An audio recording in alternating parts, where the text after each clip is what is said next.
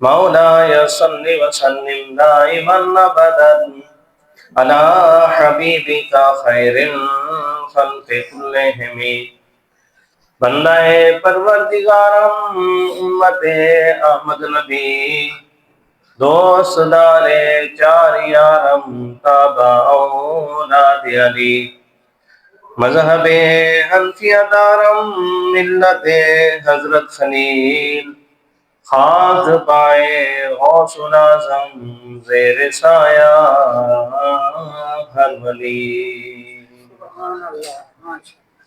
واجب الاحترام معزز محتشم دوستو، بزرگوں، نوجوان ساتھیوں، جمعۃ المبارک کی اس تقریب سعید میں رب لم یزل کے حضور اپنی حاضری پیش کرنے کے لیے میں اور آپ حاضر ہیں۔ اللہ تعالیٰ ہمارا حاضر ہونا اپنی بارگاہ میں قبول فرمائے۔ آمین۔ ہمارا موضوع سخن گزشتہ جمعہ سے پیوستہ ہے، یعنی گزشتہ جمعۃ المبارک پر جو ہمارا موضوع تھا وہ عاشق رسول جس نے اپنی جوانی کو میرے نبی کے نام پہ قربان کر دیا،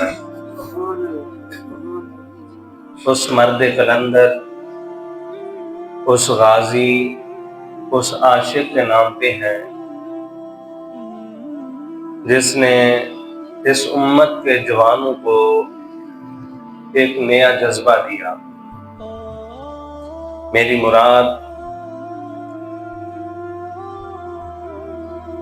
غازی علم الدین شہید رحمۃ اللہ تعالی علیہ کے حوالے سے ہے، جن کی قبر انور آج بھی حضور کے عاشقوں کو ایک نئی روح، ایک نیا جذبہ، ایک نیا عشق، ایک ولولہ عطا کرتا ہے۔ اللہ تعالیٰ اس مرد قلندر کی قبر پر کروڑہ رحمتوں کا نزول فرمائے اور اس کے صدقے حضور کی امت کو غیرت ایمانی عطا فرمائے۔ چند باتیں آپ کے ساتھ اسی عشق کی رکھنا چاہتا ہوں۔ سب سے پہلے یہ سماعت فرمائیں کہ رب العالمین نے جو ارشاد فرمایا نا، اپنے محبوب کی عظمت اور شان کو بیان فرمانے کے بعد رب نے فرمایا لِتُؤْمِنُوا بِاللَّهِ وَرَسُولِهِ، فرمایا سب سے پہلے اللہ اور اس کے رسول پر ایمان لاؤ، اللہ اور اس کے رسول پر ایمان لاؤ۔ وَتُعَزِّرُوهُ وَتُوَقِّرُوهُ، فرمایا اللہ اور اس کے رسول کی تعظیم و توقیر کرو۔ ایمان لانے کے بعد رب نے جس چیز کا حکم دیا وہ کیا ہے؟ اللہ اور اس کے رسول کی تعظیم و توقیر کا حکم دیا۔ بے شک نماز کا بڑا مقام ہے، روزے کا بڑا مقام ہے، حج کا بڑا مقام ہے، زکوٰۃ کا بڑا مقام ہے، کیونکہ یہ رب کے احکام ہیں۔ یہ سارے احکام جو رب نے ہمارے اوپر فرض فرمائے ہیں، ان کی بجا آوری ہمارے لیے ضروری ہے، لیکن ان چیزوں کے اندر اگر لذت محسوس کرنا چاہتے ہیں، یعنی عبادت کا مزہ لینا چاہتے ہیں، زکوٰۃ دینے کا لطف لینا چاہتے ہیں، حج ادا کرنے کا آپ مزہ لینا چاہتے ہیں، سرور لینا چاہتے ہیں، کوئی بھی عبادت ہو، اس کے اندر اگر آپ محبت مصطفیٰ کو محسوس نہیں کریں گے تو آپ کو عبادت کا مزہ نہیں آئے گا۔ عبادت کا مزہ کب آئے گا؟ جب آپ عشق مصطفیٰ میں ڈوب کر عبادت کریں گے۔ آپ نماز پڑھیں، روزے رکھیں، زکاتیں دیں، حج ادا کریں، دیگر بھی معاملات کریں، لیکن اگر ان میں عشق رسول کی چاشنی نہیں تو نماز بھی کسی کام کی نہیں، روزے بھی کسی کام کے۔ آپ یہ دیکھیں، غور فرمائیں، توجہ فرمائیں، یہ سارے احکام رب العالمین کے لیے کرتے ہیں۔ رب نے یہ سارے احکام جو ہمیں عطا فرمائے ہیں، یہ ہمیں عطا فرمائے ہیں اپنے محبوب کے ذریعے سے۔ اگر رب کا محبوب نہ ہوتا تو یہ سارے احکام ہمیں نہ ملتے، یہ سارے احکام ہمیں نہ ملتے۔ اب رب نے اپنی عبادت سے پہلے ایمان لانے کے بعد جس چیز کا حکم دیا وہ ہے اللہ اور اس کے رسول کی تعظیم و توقیر کرنا۔ تعظیم و توقیر مطلب عزت اور احترام کرنا۔ اگر رسول اللہ صلی اللہ علیہ وآلہ وسلم کی ہم عزت اور احترام کرتے ہیں تو اس میں ہمارا فائدہ ہے، ہمارے آقا ہیں، ان کے صدقے سے ہم مسلمان ہیں، ہم ایمان والے ہیں، ان کی امتی ہیں، ان کے ہمارے اوپر بے شمار احسانات ہیں،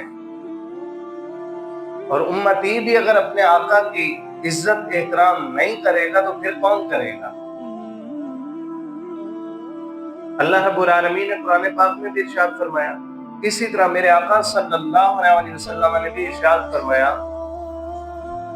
فرمایا من لم یرحم صغیرنا ولم یؤقر کبیرنا، فرمایا جو ہمارے چھوٹوں کے اوپر رحم نہیں کرتا، ہمارے چھوٹوں کے اوپر رحم نہیں کرتا، اور جو ہمارے چھوٹے اپنے بڑوں کا ادب احترام نہیں کرتے، فرمایا وہ ہم میں سے نہیں ہے، وہ ہم میں سے من لم یرحم صغیرنا ولم یؤقر کبیرنا فلیس منا، فرمایا جو ہمارے چھوٹوں پر شفقت نہیں کرتا اور جو ہمارا چھوٹا بڑوں کا ادب و احترام نہیں کرتا وہ ہم میں سے نہیں ہے۔ اچھا، اسی طرح ایک اور حدیث پاک کے اندر آپ سماعت فرمائیں کہ کریم آقا علیہ الصلوۃ والسلام نے ایک شخص کو دیکھا کہ اس نے کعبہ بیت اللہ کی طرف منہ کر کے تھوک دیا، کعبہ بیت اللہ کی طرف منہ کر کے تھوک دیا۔ وہ کسی مسجد کا امام تھا، میرے آقا نے صحابہ کو منع فرمایا آج کے بعد اس کے پیچھے نماز نہیں پڑھنی، آج کے بعد اس کے پیچھے نماز نہیں پڑھنی۔ اب اس کے اندر دو چیزیں ہیں، ایک ہے سمت کعبہ، ایک ہے عین کعبہ۔ سمت کعبہ مطلب کعبہ کی طرف، ایک ہے عین کعبہ یعنی کعبہ اپنی اصلی حالت میں سامنے ہو۔ اب یہ جو امام صاحب تھے انہوں نے عین کعبہ سامنے نہیں تھا، یعنی کعبہ اپنی اصلی حالت میں سامنے نہیں تھا، کعبے کی سمت تھی، کعبے کی طرف تھی، یعنی جس طرف ہم منہ کر کے نماز پڑھتے ہیں وہ سمت تھی۔ اس نے جب اس طرف منہ کر کے تھوکا نا تو میرے آقا نے منع فرمایا، وجہ پوچھی گئی تو میرے آقا نے فرمایا جس کے دل میں کعبے کا احترام نہیں، فرمایا وہ نماز پڑھانے کے قابل نہیں۔ میں آپ سے پوچھنا چاہتا ہوں، عین کعبہ سامنے نہیں، اس کی طرف منہ کر کے، ہو سکتا ہے جانے میں انہوں نے پھینکا، میرے آقا نے منع فرمایا جس کے دل میں کعبے کا احترام نہیں وہ نماز پڑھانے کے قابل نہیں۔ تو آپ مجھے ایمان سے بتائیں، جس کے دل میں کعبے کا احترام نہیں وہ نماز پڑھانے کے قابل نہیں، اور جس کے دل میں کعبے کا احترام نہیں کعبے کا احترام نہیں، یعنی کعبے کا کعبہ کون ہے؟ میرے اور آپ کے آقا۔ اعلیٰ حضرت نے اسی طرح اشارہ کیا نا، حاجیو آؤ شہنشاہ کا روزہ دیکھو، کعبہ تو دیکھ چکے، اب کعبے کا کعبہ دیکھو، اب کعبے کا کعبہ دیکھو۔ یعنی کعبہ ٹھیک ہے، اس کی اپنی شان ہے، مقام ہے، عزت اکرام ہے، لیکن اس کعبے کو بھی عزت ملی ہے تو مصطفیٰ کی وجہ سے ملی ہے۔ میرے بھائیو، دوستو، بزرگوں، نوجوان ساتھ، میرے آقا نے ادب احترام کرنے کا حکم دیا۔ اس سے پتہ چلا کہ ہمیں ادب احترام کرنا چاہیے۔ اگلی بات، ادب احترام کرنے کا جو طریقہ ہمیں صحابہ سے ملا، ہمیں بزرگان دین سے ملا، بہت سارے ایسے طریقے ہیں جو قرآن پاک کے اندر، حدیث پاک کے اندر موجود نہیں ہے۔ مثال کے طور پر میں عرض کرتا ہوں، امام بخاری رحمۃ اللہ علیہ، جنہوں نے بخاری لکھی، بخاری شریف کا قرآن پاک کے بعد سب سے زیادہ مقام ہے۔ آپ میں سے بہت سارے ماشاءاللہ پڑھے لکھے بیٹھے ہیں، آپ جانتے ہیں اس چیز کو۔ اگر کسی بندے کو کسی حوالے کی ضرورت ہو نا تو کہتا مجھے حوالہ دکھاؤ جی۔ اگر اس کو کہنا جی بخاری شریف کے اندر لکھا ہوا ہے، چلو ٹھیک ہے، مانتا ہوں جی۔ بخاری شریف کے جو مصنف ہے نا، امام بخاری رحمۃ اللہ علیہ، ان کا طریقہ کار پتہ کیا تھا؟ انہوں نے جتنی بھی بخاری شریف کے اندر حدیثیں لکھی نا، ہر حدیث لکھنے سے پہلے وہ غسل فرماتے تھے۔ کیا کرتے تھے؟ غسل فرماتے تھے۔ غسل فرمانے کے بعد 2 رکعت نماز نفل ادا فرماتے تھے، اور پھر ان کو میرے آقا صلی اللہ علیہ وسلم کی طرف سے یہ بشارت نصیب ہوتی تھی کہ یہ حدیث میری صحیح ہے۔ اس کے بعد وہ اس حدیث پاک کو لکھتے تھے۔ آپ مجھے ایمان سے بتائیں، قرآن پاک کے اندر یا حدیث پاک کے اندر کسی جگہ یہ طریقہ درج ہے کہ کسی نے میری حدیث پاک کو لکھنا ہے تو پہلے غسل کرے، پھر جناب 2 رکعت نماز نفل ادا کرے، اور اس کے بعد کیا کرے؟ میری حدیث لکھے؟ آپ مجھے قرآن پاک سے دکھا دیں، حدیث پاک سے دکھا دیں، کسی جگہ سے۔ اسی طرح امام مالک رضی اللہ تعالیٰ عنہ بہت بڑے محدث گزرے ہیں، بڑا مقام ہے ان کا۔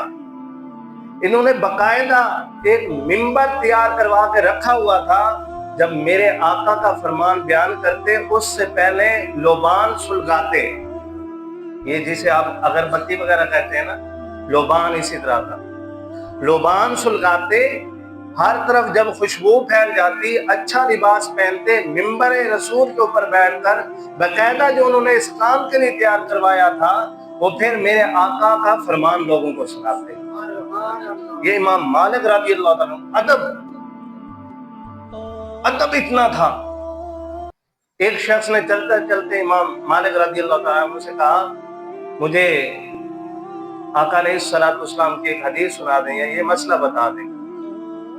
آپ نے پتہ اسے کیا فرمایا؟ آپ نے فرمایا، میرا دل کر دے تجھے میں 20 کوڑے لگواؤں۔ کیا کروں؟ 20 کوڑے لگواؤں۔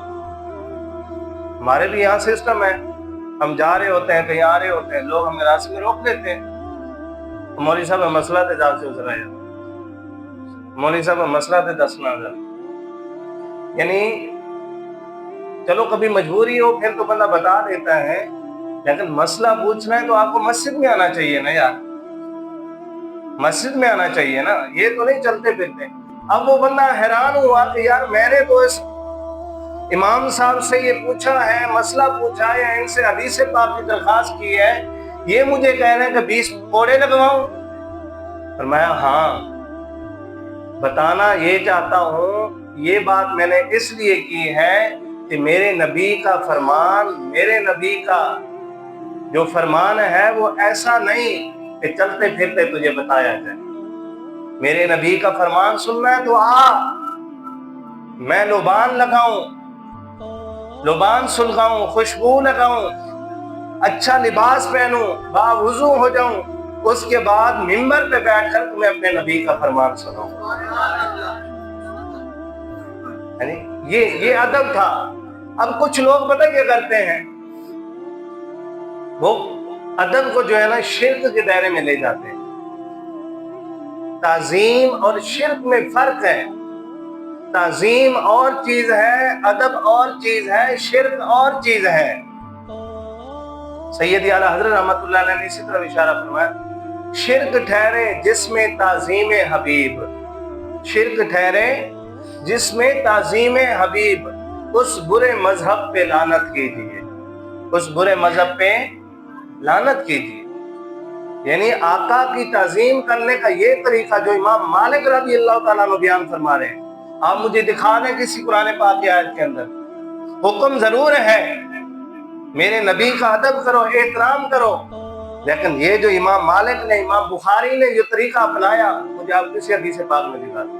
یا پھر صحابہ کرام رضوان اللہ تعالیٰ علیہم اجمعین، جب میرے آقا وضو فرماتے تو صحابہ ایسے ہاتھ لے کے کھڑے ہو جاتے۔ کہیں آپ مجھے دکھا دیں میرے آقا نے کسی صحابی کو فرمایا ہو کہ جب میں وضو کروں تو تم سامنے کھڑے ہو جاؤ، میرا پانی نیچے نہیں گرنے دینا، ہاتھوں میں لے لینا ہے۔ آپ کسی حدیث پاک میں مجھے دکھا دیں، قرآن پاک کی کسی آیت میں مجھے دکھا دیں، میرے آقا صلی اللہ علیہ وسلم جب اپنا لعاب دہن باہر پھینکتے تھے تو صحابہ نیچے تو نہیں گرنے دیتے، صحابہ نیچے نہیں گرنے دیتے، صحابہ اپنے ہاتھوں میں لیتے تھے اور ہاتھوں میں لے کے ایسے اپنے جسم پہ لگاتے تھے، اور جس صحابی کو نہیں ملتا تھا وہ دوسرے صحابی کے ہاتھ سے ایسے ہاتھ مس کر کے اپنے جسم پہ لگا لیتا تھا، کیونکہ صحابہ کو پتا تھا کہ میرے مصطفیٰ کے منہ سے نکلنے والا لعاب دہن تو ہم جیسا لعاب دہن نہیں ہے، میرے مصطفیٰ کے چہرہ انور سے، منہ مبارک سے نکلنے والا یہ لعاب دہن نور ہی نور ہے۔ تو میرے آقا کی عزت اور تعظیم، ادب اور احترام کرنا یہ سب سے پہلے ہے۔ یہ کیا ہے؟ سب سے پہلے یہ اگر ہے تو پھر ہماری عبادتیں بھی قبول ہیں۔ اگر میرے آقا کا ادب احترام نہیں تو آپ یوں سمجھیں کہ ہمارا عبادت کرنا بھی قابل قبول نہیں۔ اب جو بندہ میرے آقا کی عزت نہ کرے، ادب نہ کرے، بے ادبی کرے، اس کو اس دنیا میں رہنے کا بھی حق نہیں ہے۔ یہ ہمارا عقیدہ ہے اہل سنت و جماعت کا، الحمدللہ ثم الحمدللہ۔ اسی عقیدے کی بنیاد پر ہمارے فقہاء نے یہ فتویٰ دیا، جو بندہ ایسی بات کرے جس سے میرے نبی کی تھوڑی سی بے ادبی کا شائبہ بھی پیدا ہو جائے، وہ بندہ گستاخ ہے، بے ادب ہے۔ وہ بندہ کیا ہے؟ گستاخ ہے، بے ادب ہے، اور اسے دنیا میں رہنے کا کوئی حق نہیں ہے۔ اگر انسان کے جسم میں بیماری پھیل جائے اور ڈاکٹر کہیں کہ جناب اس کا ہاتھ کاٹ دو اگر اس کا جسم باقی سلامت رکھنا چاہتے ہو، تو آپ ہاتھ کاٹیں گے کہ نہیں کاٹیں گے؟ آپ کہیں گے چلو یار ایک ہاتھ ہی کٹنا ہے نا، باقی جسم تو بچ جائے گا نا۔ تو جو بندہ میرے نبی کی شان میں بے ادبی کرے، گستاخی کرے، وہ بھی دنیا میں رہنے کے قابل، اس بندے کو اگر قتل کر دیں گے نا، ختم کر دیں گے، تو اس سے کیا ہے؟ حضور کے غلاموں کو سکون نصیب ہو جائے گا، جیسے جسم کو سکون نصیب ہو جاتا ہے۔ آپ دیکھیں نا دنیا کے اندر کتنے مسلمان ہیں، عرب کی تعداد میں ہیں، کئی عرب ہیں نا۔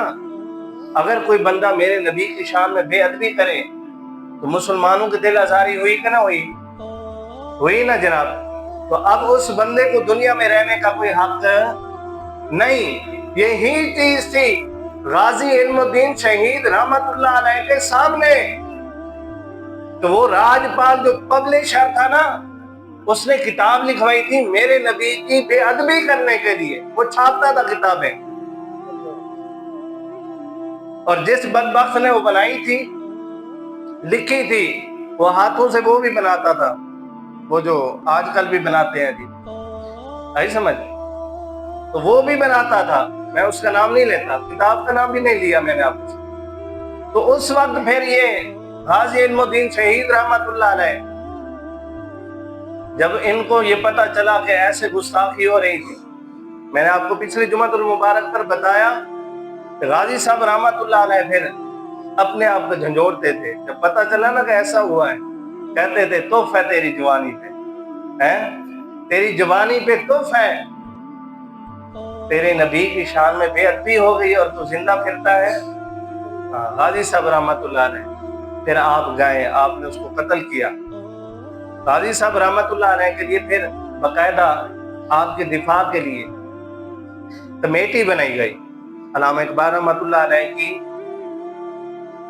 اس میں ذمہ داری کے اندر سرپرستی میں آپ کی نگرانی میں کمیٹی بنائی گئی، غازی علم الدین شہید ڈیفنس کمیٹی اس کا نام تھا۔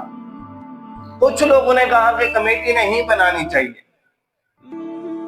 کمیٹی نہیں بنانی چاہیے جو غازی صاحب کا دفاع کرے۔ وجہ پوچھی گئی، وجہ کیوں نہیں بنانی چاہیے؟ انہوں نے کہا جی اگر ہم کمیٹی بنائیں گے تو لوگ کہیں گے شاید یہ موت سے ڈر گئے اس لیے کمیٹی بنا کر اس کا دفاع کر رہے ہیں۔ تو علامہ اقبال رحمت اللہ علیہ نے فرمایا نہیں، ہم کمیٹی بنائیں گے، دفاع بھی کریں گے، تاکہ قیامت تک آنے والے لوگوں کو یہ پتا چلے کہ جو میرے نبی کی شان پہ پہرا دیتا ہے، میرے نبی کی عزت پہ پہرا دیتا ہے، وہ اکیلا نہیں ہوتا، نبی کے غلام بھی اس کے ساتھ ہوتے ہیں، نبی کے غلام بھی اس کے ساتھ ہوتے ہیں۔ اب غازی صاحب رحمت اللہ علیہ، میں نے آپ کو بتایا کہ قائد اعظم محمد علی جناح رحمت اللہ علیہ نے آپ کا مقدمہ لڑا، اتنے بڑے وکیل نے مقدمہ لڑا، آپ جو مقدمہ لڑتے تھے ہارتے نہیں تھے، پتہ آپ کو؟ قائد اعظم محمد علی جناح بانی پاکستان نے مقدمہ لڑا، آپ اتنے بڑے وکیل تھے، جو مقدمہ پکڑتے تھے ہارتے نہیں تھے، لیکن غازی صاحب کا کیس ہار گئے۔ وجہ کیا تھی؟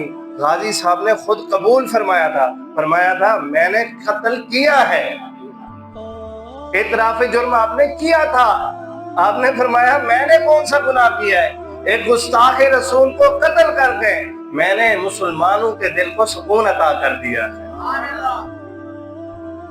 میرے بھائیوں، دوستو، بزرگوں، نوجوان ساتھی، یہ سلسلہ چلتا رہا، یہ ساری گفتگو میں آپ کو بتا چکا ہوں، ویسے آپ کو ٹائم بھی پورا ہونے والا ہے۔ آپ کے ایمان کو تازہ کرنے کے لیے غازی صاحب رحمت اللہ علیہ کو میاں والی جیل کے اندر منتقل کیا گیا اور وہیں پر غازی صاحب رحمت اللہ علیہ کو تخت دار پہ چڑھایا گیا۔ غازی صاحب رحمت اللہ علیہ، یہ جو چوکیدار تھا نا جیل کا، اس نے ہمارے بزرگوں کو بتایا، جنہوں نے تاریخ لکھی، اس نے بتایا اور تاریخ کے اندر یہ درج ہے، وہ چوکیدار بتاتا کہ ایک دن میں نے دیکھا کہ غازی صاحب رحمت اللہ علیہ بڑے خوش ہیں جیل کے اندر، جیل بڑی تنگ ہوتی ہے، بڑی کار ہوتی ہے، اللہ بچائے سب کو، اللہ محفوظ فرمائے سب کو۔ دین اسلام کے ساتھ جو بندہ، اس وقت وہ آپ کو پتہ ہے انگریزوں کی حکومت تھی، ہندوؤں کی حکومت تھی، تو پھر نبی کے عاشق کے ساتھ انہوں نے کون کون سا ظلم نہیں کیا ہوگا۔ اب انہوں نے غازی صاحب رحمت اللہ علیہ کے اوپر بڑے ظلم کیے، بڑی کال کوٹری کے اندر رکھا۔ وہ چوکیدار بتاتا ہے مورخین کو، کہتا میں نے ایک دن دیکھا غازی صاحب بڑے خوش اور الحمد کی جو ہے نا تسبیح بیان کر رہے۔ کہتے میں نے غازی صاحب سے پوچھا، غازی صاحب آج آپ بڑے خوش ہیں، کیا وجہ ہے؟ کیا وجہ ہے؟ آپ بڑے خوش لگ رہے ہیں۔ آپ نے فرمایا خوش تو ہونا چاہیے نا۔ آپ فرماتے ہیں حضرت علی المرتضی رضی اللہ تعالیٰ وہ تشریف لائے تھے، مجھے لے کر میرے آقا کی بارگاہ میں لے کر گئے تھے۔ اچھا، وہ چوکیدار کہتا ہے میں نے غازی صاحب سے پوچھا پھر کیا ہوا؟ غازی صاحب بتاتے ہیں کہ میں جب اپنے آقا کی بارگاہ میں حاضر ہوا نا تو میرے آقا کی بارگاہ میں صحابہ موجود، میرے آقا کی بارگاہ میں کچھ صحابہ کھڑے ہیں، کچھ بیٹھے ہیں ادب سے. تو میں بھی وہاں پہ پہنچا تو میرے آقا صلی اللہ علیہ وسلم نے فرمایا المدین تو عین جوانی کے اندر ہے، 21 سال تیری عمر ہے، شباب تیرے اوپر ہے جوانی کا، ابھی تو نے اپنی زندگی کی ساری بہاریں نہیں دیکھی، بتا ابھی زندہ رہنا چاہتا ہے یا پھر شہید ہونا چاہتا ہے؟ ہمارے آقا رب نے آپ کو صاحب اختیار نبی بنایا ہے، ہمارا ایمان ہے الحمدللہ، ہے کہ نہیں ہے جناب؟ الحمدللہ. ہاں میرے آقا نے فرمایا علم الدین تو ابھی زندہ رہنا چاہتا ہے یا پھر شہید ہونا چاہتا ہے؟ کیونکہ ابھی تو نے اپنی زندگی کی ساری بہاریں نہیں دیکھی اور میرے نام پہ تو قربان ہو گیا ہے. اگر تو زندہ رہنا چاہتا ہے تو یہی جج جس نے تیری موت کا پروانہ لکھا ہے یہی تیری زندگی کا پروانہ لکھ دے گا. غازی صاحب رحمت اللہ علیہ آپ عرض کرتے ہیں یا رسول اللہ، یا رسول اللہ آپ کے نام پہ موت آ جائے تو اس سے بڑھ کر اور کیا چاہیے؟ آپ کے نام پہ. اور حضرت نے کیا کروں تیرے نام پہ جان فدا، کروں تیرے نام پہ جان فدا، نہ ایک جان 2 جہاں فدا، 2 جہاں سے بھی نہیں جی بھرا، کروں کیا کروڑوں جہاں نہیں، کروڑوں جہاں نہیں. یا رسول اللہ آپ کے نام پہ اگر موت آ جائے تو اس سے بڑھ کر اور کیا چاہیے؟ میرے آقا صلی اللہ علیہ وسلم نے غازی صاحب رحمت اللہ علیہ کو پیار فرمایا. اب چوکیدار بات کر رہے ہیں غازی صاحب رحمت اللہ علیہ سے. اب غازی صاحب رحمت اللہ علیہ کو کہتا ہے پھر غازی صاحب آپ بتائیں پھر آپ نے اپنے آقا سے زندگی مانگی، زندگی مانگ لی پھر اپنے آقا سے؟ غازی صاحب رحمت اللہ علیہ فرماتے ہیں کیسی بات کرتے ہو، کیسی بات کرتے ہو؟ جب میں نے اپنے آقا کو نہیں دیکھا تھا تو میں اس وقت اپنے آقا کی خاطر اس بے ایمان لجپال کھتری کو میں نے قتل کر کے رکھ دیا. میں اس وقت جب نہیں دیکھا تو اپنے آقا پہ قربان ہو گیا تھا، اب تو میں نے اپنے آقا کو دیکھ بھی لیا ہے، پھر میں کیسے زندہ رہنے کی تمنا کر سکتا ہوں؟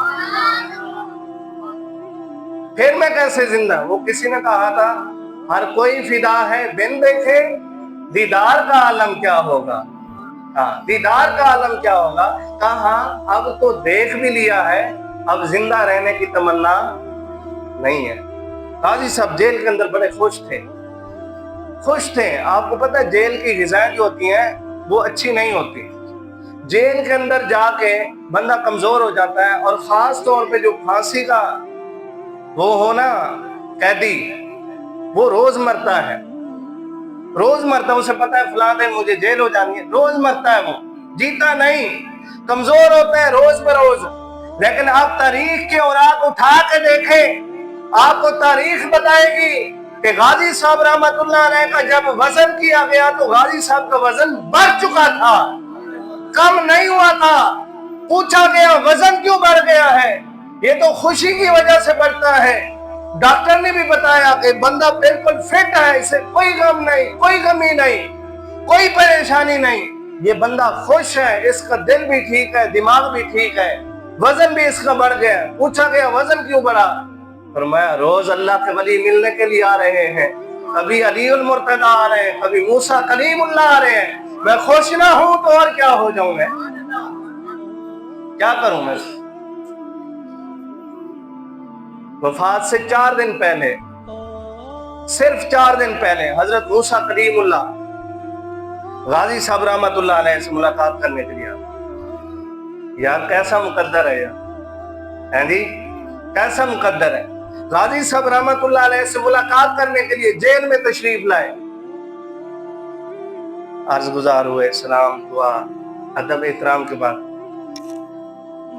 10 بجتا حضور آپ تو اتنے جلالی پیغمبر ہیں، حضرت موسیٰ کلیم اللہ، آپ اللہ کے کلیم ہیں، آپ یہاں؟ فرمایا ہاں. میں اپنے آقا کی بارگاہ میں جب بھی جاتا ہوں میرے آقا کی کچہری میں تیرا ہی ذکر ہو رہا ہوتا ہے، تیرا ہی ذکر ہو رہا ہوتا ہے۔ آج میں نے کہا آج میں اس عاشق رسول کی زیارت کر کے نہ ہوں، اس کا مطلب ہے اگر نبی کے شان پہ، نبی کے اکرام میں اگر اپنی زندگی کو قربان کر دے تو اللہ کے نبی بھی، اللہ کے ولی بھی تمہاری زیارت کے لیے آ جاتے ہیں اور نبی کی بارگاہ میں تمہاری حاضری لگ جاتی ہے۔ میرے بھائیو، اگر ایسی موت آئے، میں تو دعا گو، اگر ایسی موت آئے تو اللہ ہمیں بار بار ایسی موت عطا فرمائے، ہے کہ نہیں ہے جناب؟ اچھا، آپ نے یہ منظر تو نہیں دیکھا، غازی صاحب رحمت اللہ علیہ 1929 کا یہ واقعہ، اس وقت آپ کا ٹی وی نہیں تھا، آپ کی وائرلیس نہیں تھی، فون نہیں تھا، موبائل نہیں تھا جناب، نیٹ نہیں تھا، کچھ بھی نہیں تھا۔ اس وقت 6 لاکھ بندے نے جنازہ پڑھا۔ کتنے بندے نے؟ 6 لاکھ بندے نے۔ 5 میل تک آپ کا جنازہ تھا، 5 میل تک جنازہ تھا۔ اس وقت تو آپ نے یہ سارا کچھ نہیں دیکھا، آج تو آپ نے دیکھا ہے نا جناب۔ غازی ممتاز حسین قادری رحمت اللہ علیہ، جس نے میرے نبی کی عزت اور نموز کی خاطر 27 گولیاں گستاخ کے سینے میں گھسا کے کہا لبیک یا رسول اللہ، کہا کہ نہیں کہا؟ غازی علم الدین نے جیسے اعتراف جرم کیا تھا کہ گستاخ رسول کو میں نے قتل کیا ہے، میں بھاگنے والا نہیں ہوں، اسی طرح غازی ممتاز حسین قادری نے بھی 27 گولیاں سینے میں گاڑنے کے بعد کہا لبیک یا رسول اللہ۔ تاجدار ختم نبوت زندہ باد، تاجدار ختم نبوت زندہ باد، لبیک لبیک لبیک یا رسول اللہ، لبیک لبیک لبیک یا رسول اللہ، لبیک لبیک لبیک یا رسول اللہ، تاجدار ختم نبوت زندہ باد۔ اللہ پاک آپ کو سلامت رکھے۔ بس یہ بات سمجھانی تھی آپ کو کہ جو میرے نبی کی شان میں گستاخی کرے۔ اب کسی کو پتا تھا کہ کانسٹیبل جسے دنیا نہیں جانتی، لیکن اس نے گستاخ کے سینے میں جب گولیاں گاڑی نا تو ہر طرف سے ممتاز قادری ہوئی کہ نہ ہوئی؟ میرے نبی کے شان پہ، میرے نبی کے نام پہ جو بندہ قربان ہو جاتا ہے، رب اس سے بھی عزتیں عطا فرما دیتا ہے۔